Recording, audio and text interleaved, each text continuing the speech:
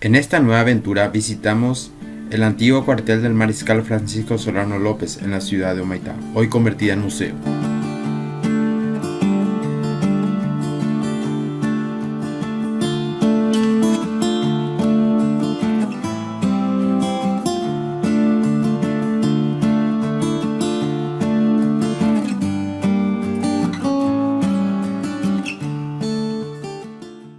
Bienvenidos a nuestro museo ex cuartel del Mariscal Francisco Solano López en Humaitá.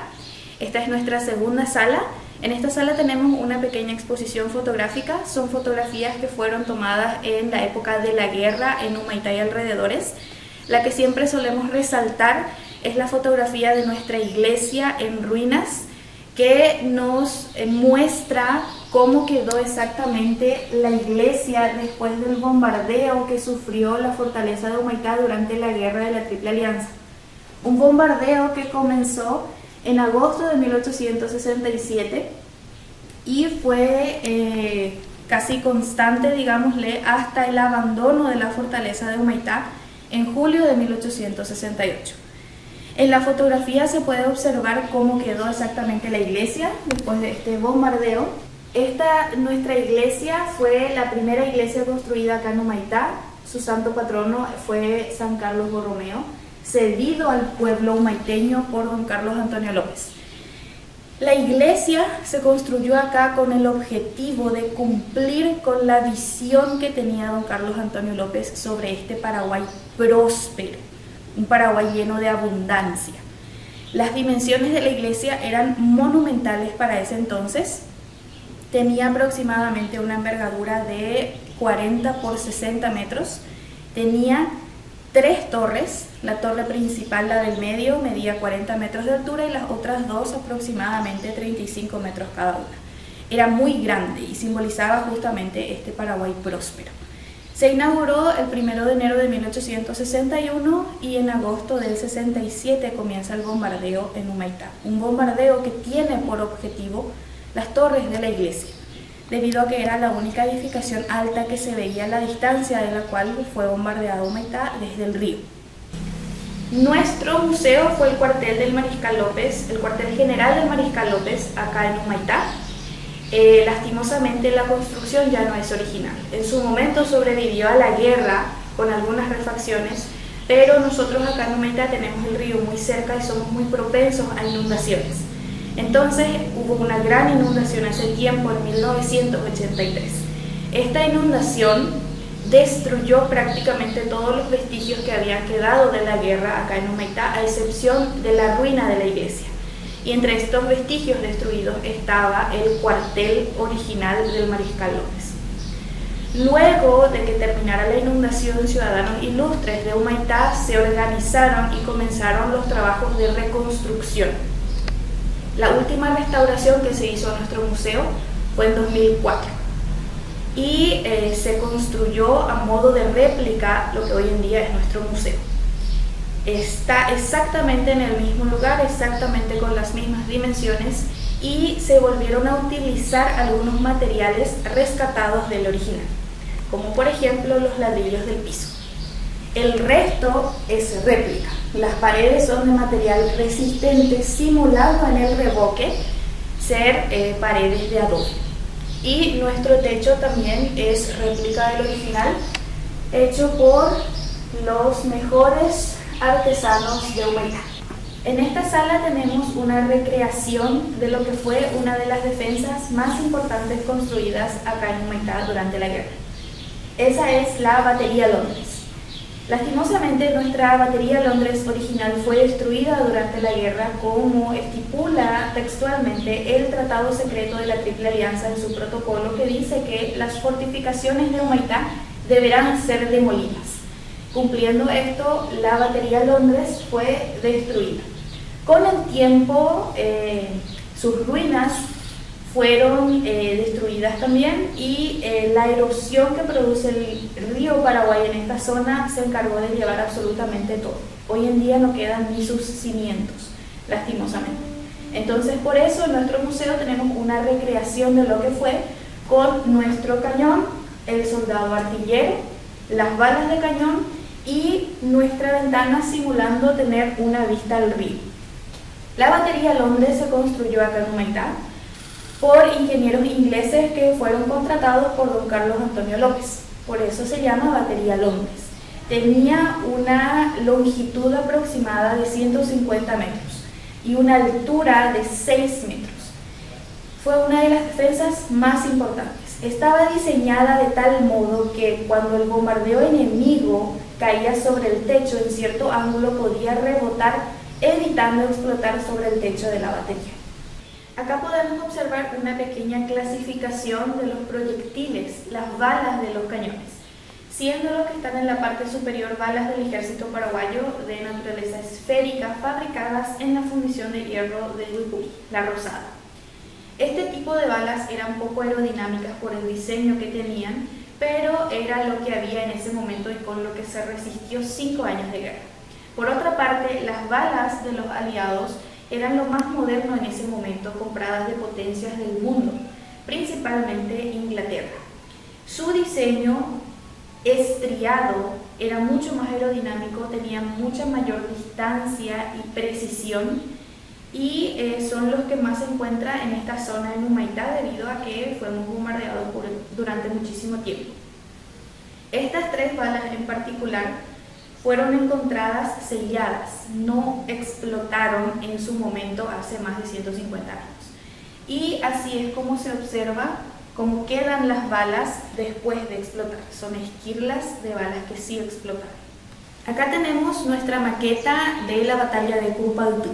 Esta batalla fue librada el 22 de septiembre de 1866 entre 5.000 soldados paraguayos con 49 cañones contra 20.000 soldados aliados, con la flota imperial brasileña bombardeando desde el río Paraguay y otro grupo de soldados brasileños con fusiles de largo alcance al otro lado del río. Esta batalla fue una de las victorias más gloriosas que tuvo el Paraguay en toda su historia y fue decisiva en su momento en la guerra de la Triple Alianza. La principal razón por la cual esto fue una victoria para Paraguay es por la impecable defensa que construyeron los soldados paraguayos. Véase las trincheras de Curupaytú. Estas trincheras tenían una longitud aproximada de 2 kilómetros. Estaban dispuestas entre el río Paraguay y la laguna Méndez, cortando el camino hacia Humaitá. Tenía una anchura y una profundidad aproximada de 3 metros. En el fondo del foso de la trinchera fueron colocados estacas de madera y también así enfrente, evitando que el enemigo pudiera cruzarla fácilmente. De toda la tierra que sacaron del foso de la trinchera, hicieron parapetos que colocaron detrás de este foso, donde estaban colocados nuestros cañones. El enemigo atacó este 22 de septiembre después de torrenciales lluvias. Entonces el terreno del campo de batalla estaba teniendo agua acumulada en ese entonces. Nuestro terreno acá en Ñembucú después de las lluvias es indomable. Entonces los soldados enemigos que estaban bien uniformados con sus botas de cuero se atascaban en el barro que se generaba en el terreno. Aparte de eso, nuestros soldados paraguayos estaban descalzos, punandí, cavando las trincheras de día, de noche, con frío, con lluvia, prácticamente acostumbrados a esta situación. Nuestros soldados paraguayos disparaban sus cañones a distancia y una vez que el enemigo se acercaba lo suficiente, ya estaba dentro del rango de alcance de los fusiles paraguayos. El enemigo comenzó el ataque con un bombardeo desde el río, un bombardeo que duró toda la mañana y que fue totalmente infructuoso debido a que no mató a ni un solo soldado paraguayo. Ya después del mediodía comenzó el ataque por tierra y los 20.000 soldados avanzaron en 4 columnas. Fueron a atacar la trinchera, pero ninguno de ellos pudo cruzarla.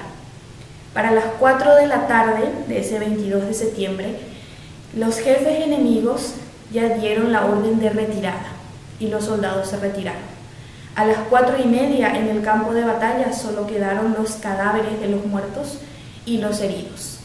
Esta es nuestra maqueta de la fortaleza militar construida en Humaitá, en la cual se pueden observar las baterías que fueron construidas sobre la barranca a la orilla del río, la triple cadena que se extendió a todo lo ancho del río Paraguay para detener el paso de los acorazados brasileños, los 8 kilómetros de trinchera que fueron cavados alrededor de Humaitá para defender toda la zona, y las curvas del río Paraguay, que fueron la razón principal por la cual la fortaleza se construye en esta zona.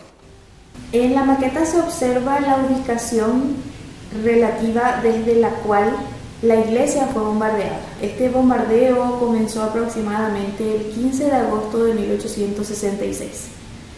Un bombardeo que tuvo por objetivo las torres de la iglesia debido a que era lo único visible con altura suficiente a la cual el enemigo apuntó sus cañones.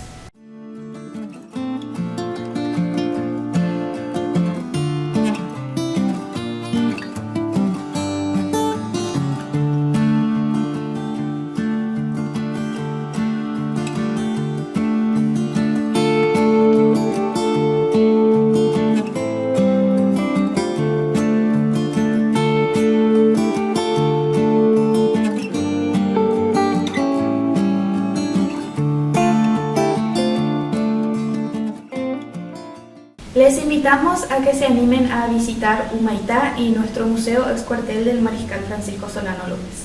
Acá en Humaitá se vive, se respira la historia, tenemos muchas cosas hermosas que pueden ver, historias interesantes que pueden aprender. Nuestro museo permanece abierto todos los días de la semana. En el turno mañana estamos desde las 8 horas hasta las 12 y en el turno tarde desde las 13:20 hasta las 17:20 horas. La entrada es tan solo 10.000 guaraníes para los adultos y los niños menores de 12 años no pagan. Amigos viajeros, la experiencia sinceramente es muy buena, muy interesante. Se aprende muchísimo, la gente que trabaja aquí en el museo sabe muchísimo de la historia de la Guerra de la Triple Alianza y en especial lo que sucedió aquí en Humaitá. Lo que les mostramos en este video es una pequeña partecita de todo lo que tiene para contarnos. Les recomendamos de que vengan aquí al Museo de Humaitá para que puedan aprender muchísimo sobre la Guerra de la Triple Alianza y lo que sucedió aquí en este pueblo, aquí en esta antigua fortaleza militar. Así que por favor, vengan a Humaitá y pasen al museo. Son solamente 10.000 guaraníes en la entrada, como ya lo estuvo diciendo la invitación, la encargada del museo, así que vengan, conozcan Humaitá y como ya digo, vivan la historia. Aquí se vive la historia aquí en Humaitá. Les esperamos aquí, les dejamos con más imágenes de lo que se van a encontrar cuando vengan aquí al Museo de Humaitá.